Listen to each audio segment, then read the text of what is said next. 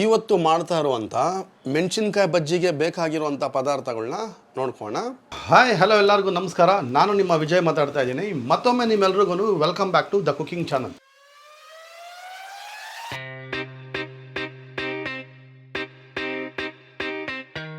ಪ್ರತಿಯೊಬ್ಬರಿಗೂ ಸಂಜೆ ಆಗಿದ ತಕ್ಷಣವೇ ಮೊದಲನೇದಾಗಿ ಜ್ಞಾಪನ ಬರೋದು ಟೀ ಜೊತೆಯಲ್ಲಿ ಏನಾದರೂ ಸ್ನ್ಯಾಕ್ಸ್ ಇದ್ರು ಅಂತೂ ಅಲ್ಟಿಮೇಟ್ ಆಗಿರ್ತಾರೆ. ಅಂಥ ಸ್ನ್ಯಾಕ್ಸ್ ಐಟಮ್ನೇ ನಾನು ಇವತ್ತು ನಿಮಗೆ ಈ ವಿಡಿಯೋದಲ್ಲಿ ನಿಮಗೆ ತೋರಿಸ್ತಾ ಇದ್ದೀನಿ.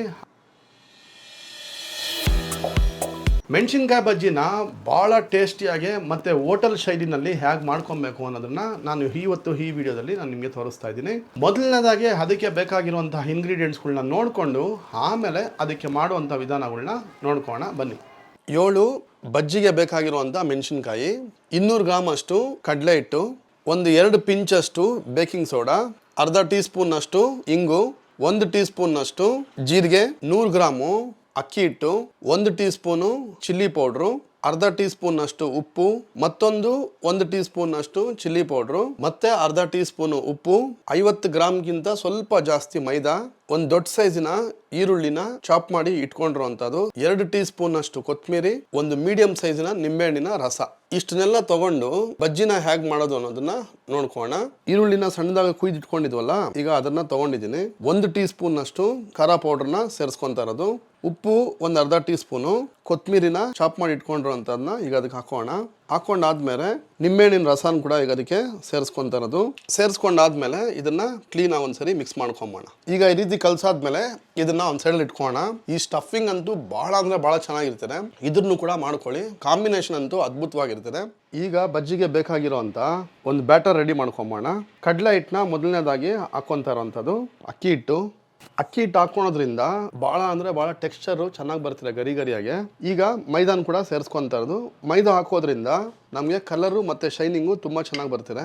ಖಾರ ಪೌಡ್ರು 1 ಟೀ ಸ್ಪೂನ್ ಅಷ್ಟು, ಉಪ್ಪು ಒಂದು ಅರ್ಧ ಟೀ ಸ್ಪೂನ್ ಹಾಕೋಣ, baking soda 1-2 pinch. Baking soda ಹಾಕೋದ್ರಿಂದ ನಮಗೆ ಒಳ್ಳೆ ಪಫಿಯಾಗಿ ಬರ್ತಿದೆ. ಇಂಗು ಹಾಕೋದ್ರಿಂದ ಡೈಜೆಷನ್ನು ತುಂಬ ಅಂದರೆ ತುಂಬ ಚೆನ್ನಾಗ್ತಿದೆ. ಜೀರಿಗೆ ಇಷ್ಟನ್ನು ಹಾಕಾದ್ಮೇಲೆ ಒಂದ್ಸರಿ ಕಲ್ಸ್ಕೊಳ್ಳೋಣ.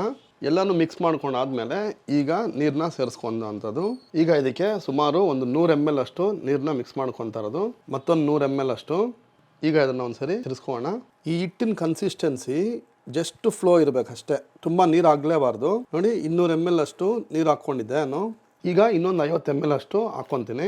ಹಂತವಾಗಿ ಹಾಕೊಳ್ಳಿ, ಪರವಾಗಿಲ್ಲ. ನೋಡ್ಬೋದು ಕನ್ಸಿಸ್ಟೆನ್ಸಿ ಈ ರೀತಿ ಇರಬೇಕು. ಫ್ಲೋ ತುಂಬಾ ಜಾಸ್ತಿ ನೀರು ಆಗಬಾರ್ದು, ತುಂಬಾ ತಿಕ್ಕು ಆಗಬಾರ್ದು. ಇವತ್ತು ತಗೊಂಡಿರುವಂತ ಕನ್ಸಿಸ್ಟೆನ್ಸಿಯಲ್ಲಿ ಸುಮಾರು 300 ml ಅಷ್ಟು ನೀರನ್ನ ಸೇರಿಸ್ಕೊಂಡಿರುವಂತದ್ದು. ಎಣ್ಣೆನ ಬಿಸಿ ಮಾಡ್ಕೋಣ. ಈಗ ಸ್ಟವ್ ಹಚ್ಕೊಂಡಿದ್ದೀನಿ. ಸ್ಟವ್ ಮೇಲೆ ಒಂದು ಕಡಾಯಿ ಇಟ್ಕೊಂಡೆ.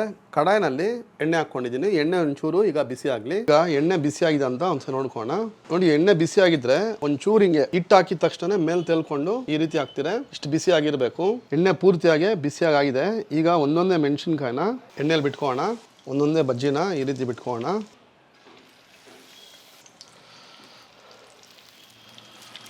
ಒಂದರಿಂದ 1-2 ನಿಮಿಷ ಒಂದು ಸೈಡ್ ಈ ಥರ ಫ್ರೈ ಮಾಡ್ಕೋಣ. ಕಲರು ಒಂಚೂರು ಗೋಲ್ಡನ್ ಬ್ರೌನ್ ಆಗ್ತಾ ಇರೋಂಗೆ ಇಳಿಸ್ಕೊಳ್ಳೋದು. ಇದ್ದಂಥ ಎಲ್ಲ ಮೆಣಸಿನ್ಕಾಯಿನೂ ಅದೇ ರೀತಿ ಮಾಡ್ಕೊಬೇಕು.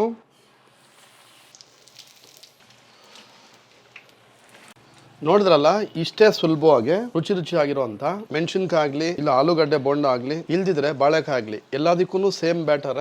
ಆದ್ರೆ ನಾವೀಗ ಮೆಣಸಿನ್ಕಾಯಿ ತೊಗೊಂಡಿರೋದ್ರಲ್ಲಿ ಬಾಳೆಕಾಯಿ ತೊಗೊಂಡ್ರೆ ಬಾಳೆಕಾಯಿ ಬಜ್ಜಿ. ಆಲೂಗಡ್ಡೆನ ಚೆನ್ನಾಗಿ ಸ್ಮ್ಯಾಶ್ ಮಾಡಿ ಅದಕ್ಕೆಲ್ಲ ಇಂಗ್ರೀಡಿಯೆಂಟ್ಸ್ಗಳು ಹಾಕಿ ಅದನ್ನ ಮಾಡಿದ್ರೆ ಆಲೂಗಡ್ಡೆ. ನೋಡಿದ್ರಲ್ಲ, ಈವ್ನಿಂಗ್ ಸ್ನ್ಯಾಕ್ಸ್ ಆಗಿ ಇರುವಂತ ಮಿರ್ಚಿ ಬಜ್ಜಿ. ಪೂರ್ತಿಯಾಗಿ ಈ ರೀತಿ ಈರುಳ್ಳಿನ ಅದನ್ನ ಮಾಡ್ಕೊಂಡಿದ್ವಲ್ಲ, ಅದನ್ನ ಸ್ಟಫಿಂಗ್ ಮಾಡ್ಕೊಬೇಕು. ಮೆಣಸಿನ್ಕಾಯಿ ಬಜ್ಜಿನ ಹೇಗೆ ಮಾಡಬೇಕು ಅನ್ನೋದನ್ನ ನಾನು ಇವತ್ತು ನಿಮಗೆ ತೋರಿಸ್ಕೊಟ್ಟಿದ್ದೀನಿ. ನೀವು ಕೂಡ ಒಮ್ಮೆ ಈ ರೀತಿ ಮಾಡಿಕೊಂಡು ಟ್ರೈ ಮಾಡಿ, ಮತ್ತು ಹೇಗಿತ್ತು ಏನು ಅನ್ನೋದನ್ನು ಕಮೆಂಟ್ ಬಾಕ್ಸ್ನಲ್ಲಿ ತಿಳಿಸಿ.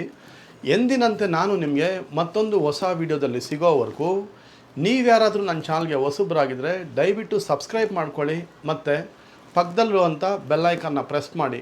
ಮತ್ತೊಮ್ಮೆ ನಾನು ನಿಮಗೆ ಎಂದಿನಂತೆ ಸಿಗೋವರೆಗೂ ಎಲ್ಲರಿಗೂ ಟೇಕ್ ಕೇರ್ ಮತ್ತು ಹ್ಯಾಪಿ ಈಟಿಂಗ್.